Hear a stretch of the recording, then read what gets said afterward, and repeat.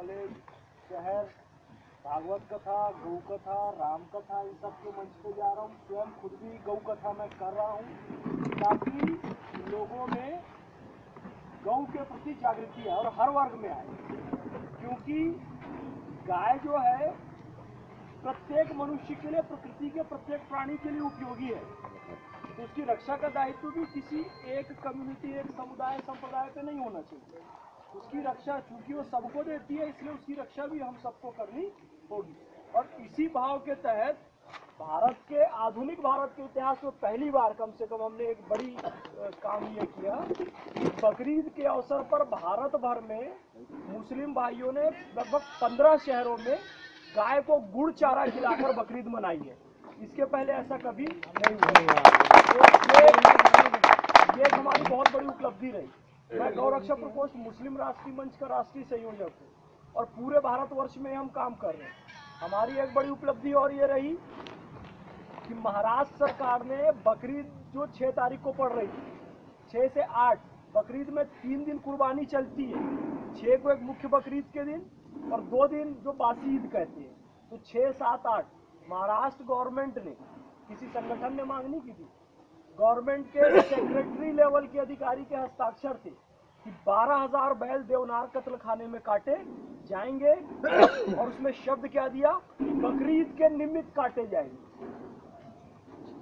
ये बड़ी सोचनीय बात थी, बड़ी दर्दनाक बात थी कि कॉरपोरेट वर्ल्ड भारत को विश्व का सबसे बड़ा गौमांस निर्यातक देश बना चुका है।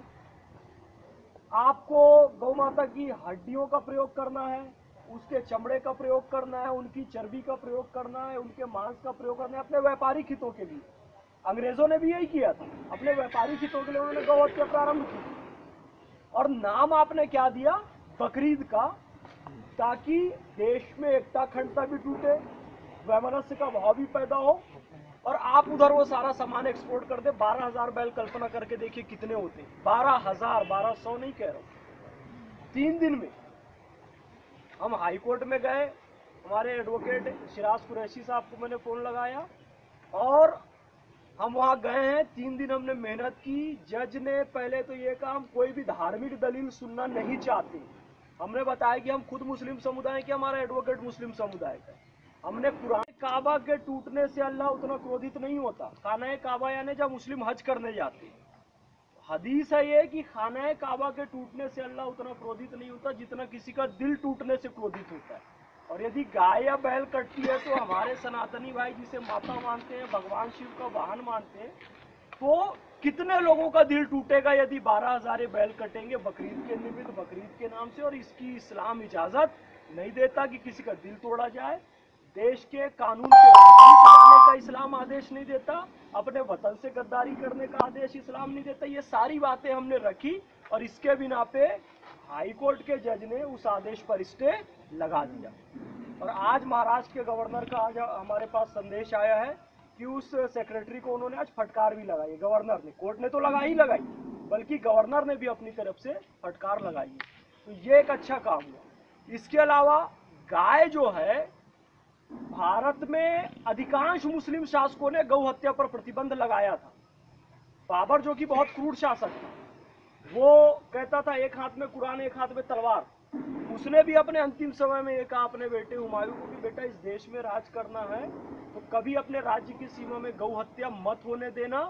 जिस दिन तुम्हारे राज्य की सीमा में गौ हत्या होने लगेगी तुम्हारा राज्य नष्ट भ्रष्ट हो जाएगा। सभी मुगल बादशाहों ने, अधिकांश ने गौ हत्या पर प्रतिबंध लगाया।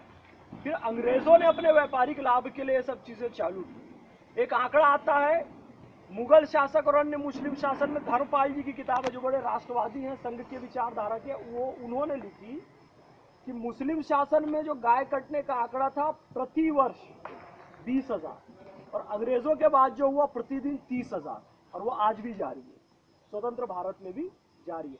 तो इसके विरुद्ध हम सब लड़ रहे हैं और मुसलमानों को इसमें विशेष रूप से जोड़ा जा रहा है, क्योंकि हमारे जब हिंदू भाई कहेंगे गौ रक्षा करो तो उन पे एक आरोप लगाएगा भाई ये सांप्रदायिकता फैला रहा है।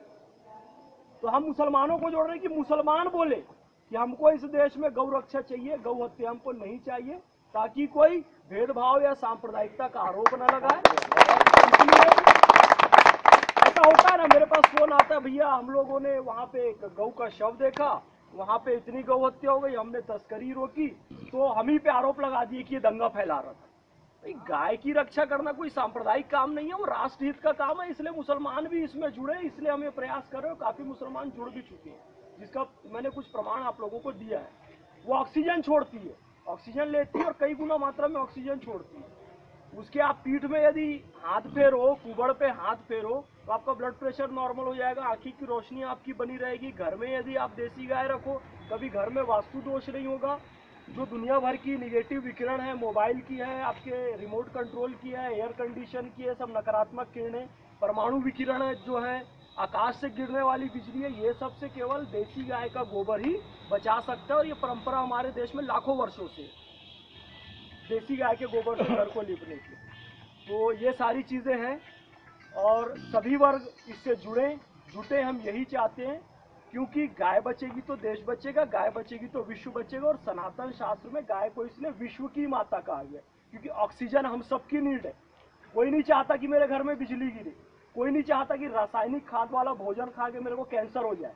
देसी गाय का गोबर जो है, क्योंकि आप लोग कृषि से जुड़े हुए, मैं बड़ा क्षमा चाहूँगा, क्योंकि उसमें प्रचार प्रसार भी सरकार की तरफ से रासायनिक खाद का होता है कि क्योंकि आप लोग कृषि से जुड़े, रासायनिक खाद और पेस्टिसाइड के दुष्प्रभाव आपको बहुत अच्छे से पता होंगे, बहुत अच्छे से पता होगा। लेकिन चूंकि सरकारी नौकरी की अपनी मजबूरी भी होती है, सरकारी नौकरी है तो सरकार की नीतियों के हिसाब से चल, तो सरकार पे भी हम इस बात को प्रयास कर रहे हैं कि भाई आप इसमें सब्सिडी बंद कीजिए, आप देसी गाय को बढ़ावा दीजिए और देसी गाय के गोबर पर आधारित कृषि को बढ़ावा दीजिए, ताकि एक स्वास्थ्यवर्धक उत्पादन हमारे पास अन्न जल आए। ये हमारा प्रयास है।